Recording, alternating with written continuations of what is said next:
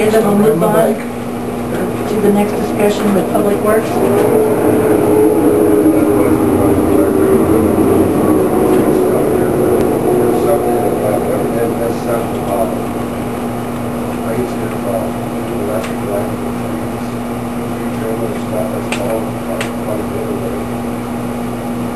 Yeah, Justin was concerned by that. What's that? I didn't hear all that. I didn't either. Semi with mine. I didn't know. Well, something about, complaints about what those cost us so much for trim. You know, 99% of the trees the city don't own. They're on people's property. And they're in the alleys. You know, you can only cut them back so much because everybody complains. Actually, I think anything's under the trees is property owners, but probably got trees under the line. You got bushes, you got apple trees and everything growing up there. I mean, what are you supposed to do? I mean, 99% of it, most of the trees we trim electrically have nothing to do with the cities.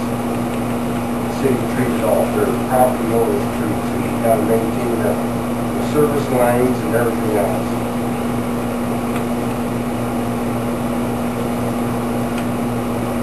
There's some places that are really poor. Yeah. Property owners don't take care of their streets. No, I've no, and we complained about that before, just even though they're outside the sidewalk, they're the city's trees, but the property owners are responsible for trimming them. City does not own any trees along the alleys.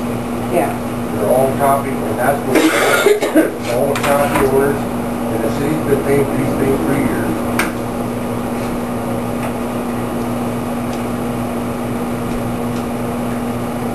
I guess maybe it's not so much that we're trimming trees as much as maybe we can get a better rate too. I mean,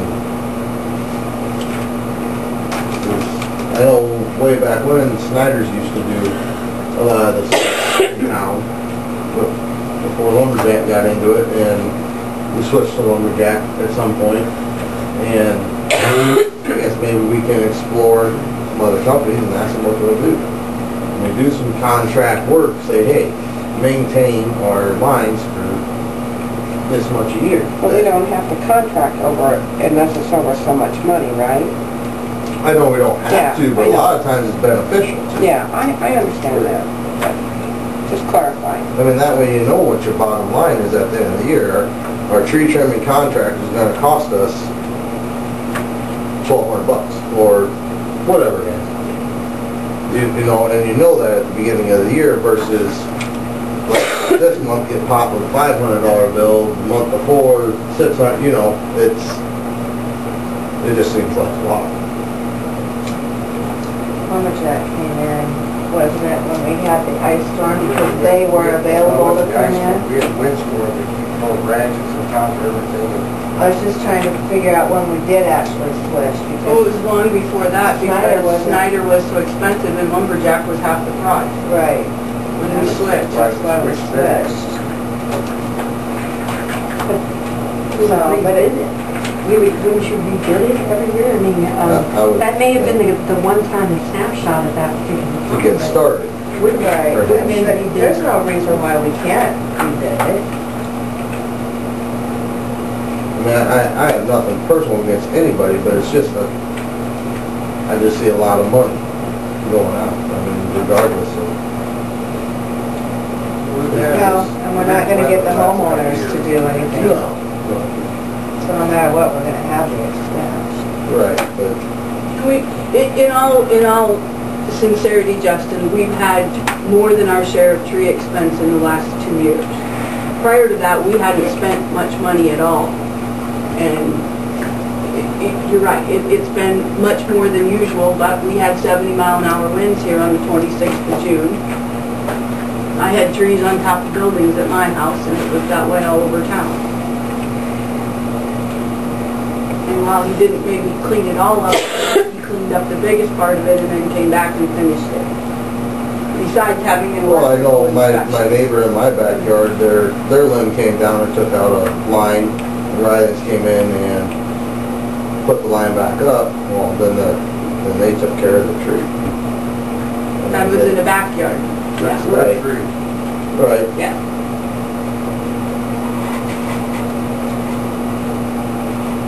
what Jerry's getting at is the trees are between the sidewalk and the road that we're maintaining right now.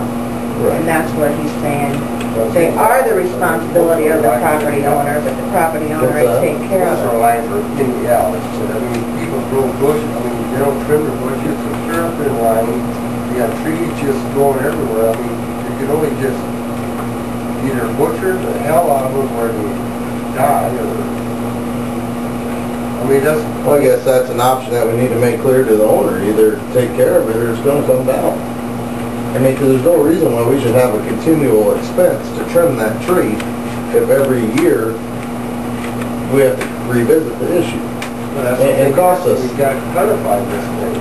You know, who did all these over here? Jerry was out doing all them. I seen you that day, trimming all these trees up, and that was brought up last month at the meeting.